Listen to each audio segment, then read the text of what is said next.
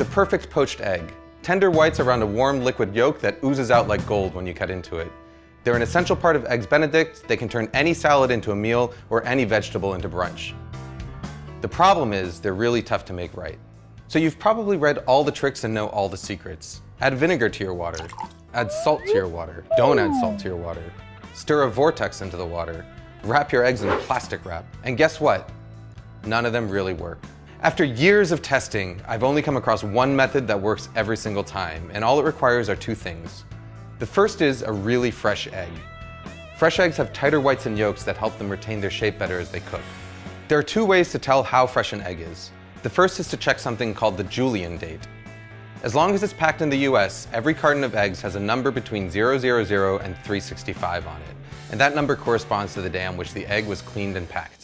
So a number of 000 would mean January 1st, 003 would mean January 4th, and so on. All you really need to know is that the higher the number, the fresher the egg. You can also tell how fresh an egg is by carefully putting it into a cup of water. As an egg ages, the air pocket in the fat end is going to get bigger and bigger, which will make the egg stand upright or sometimes even float. A really fresh egg will sink and lie flat on its back like this.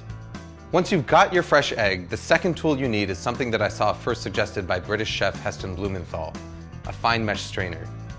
You see, no matter how fresh your eggs are, there's always going to be some amount of liquid white. It's this excess white that causes misshapen eggs.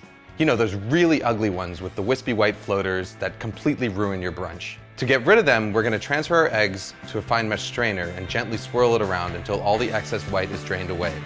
What you're left with is a nice, tight egg. Even better is that the strainer is actually the ideal tool for lowering the egg into the water. What I've got here is a pot of water at 180 degrees Fahrenheit, which is just about the temperature that the water is quivering but not quite simmering yet. All I'm going to do is gently lower the strainer with the egg into the water, move it back and forth a little bit to make sure the egg isn't stuck, and then carefully roll the egg out. Just like a kid, it's these early formative stages of a poached egg's life that are going to determine how it turns out in the end.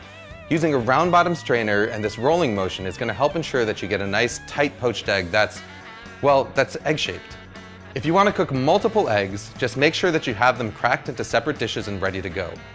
Once they're in the water, your only job is to keep them moving around, flipping them from time to time with a slotted spoon so that they cook evenly. After about 3.5 to 4 minutes, this is what you've got. You can even cook them ahead of time and store them submerged in cold water in the fridge for up to a few days. To reheat them, just transfer them to a bowl of hot water for a few minutes just before serving. Food Lab signing out.